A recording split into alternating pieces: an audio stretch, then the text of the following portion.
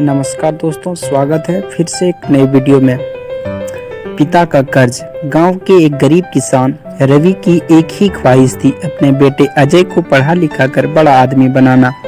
रवि खुद ज्यादा पढ़ा लिखा नहीं था, लेकिन वह जानता था कि शिक्षा ही वो रास्ता है जिससे अजय की जिंदगी बदल सकती है। रवि सुबह से शाम तक खेत में पसीना बहाता, मेहनत करता और हर दिन अपने बेटे के सपनों को सच करने के लिए थोड़ी थोड़ी बचत करता। अजय भी पढ़ाई में होशियार था। जब उसने 10वीं की परीक्षा अच्छे नंबर से पास किए तो रवि ने उसे शहर के बड़े कॉलेज में दाखिला दिलाने का फैसला किया। बाप की कुर्बानी, बेटे की उड़ान।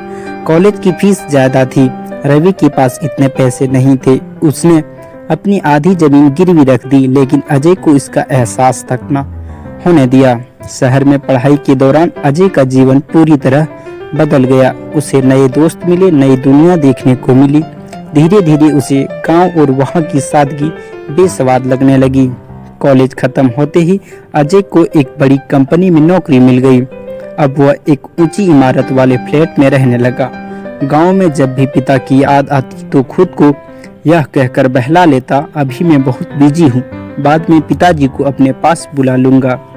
उधर गांव में रवि हर दिन बेटे के फोन का इंतजार करता। पड़ोसी उसे ताने मारते, अब तो तेरा बेटा बड़ा आदमी बन गया, तुझे याद क्यों करेगा। लेकिन रवि हमेशा मुस्कुरा कर कहता, नहीं, मेरा अजय ऐसा नहीं है, एक दिन जरूर आएगा। समय बीतता गया। एक दिन रवि अचानक बीमार पड़ गया। उसने अजय को चिट्ठी लिखी, बेटा बहुत दिन हो गया तुझे देखे बिना, शरीर अब कमजोर हो गया, अगर हो सके तो एक बार गांव आ जाता, तेरा इंतजार रहेगा। लेकिन अजय ऑफिस के काम में इतना उलझ गया था कि उसने चिट्ठी को बस एक कोने में रख दिया और फिर कभी पढ़ने की जरूरत ही नहीं समझी। कुछ महीने बाद अजय को गांव से फोन आया, रवि चाचा नहीं रहे।